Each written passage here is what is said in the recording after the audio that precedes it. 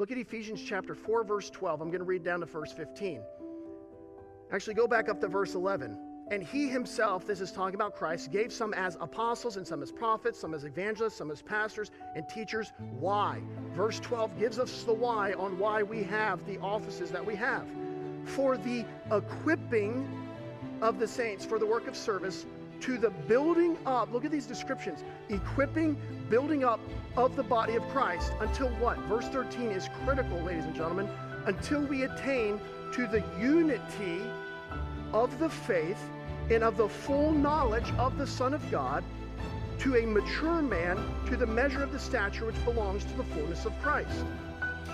If you look at verse 13, we see there is unity when there is sound doctrine. There is knowledge that we are gaining and growing in of who Christ is, to become a mature believer, to make sure that we are understanding and adhering to the stature, the scriptures, the prescription, the standard of Christ. And then why?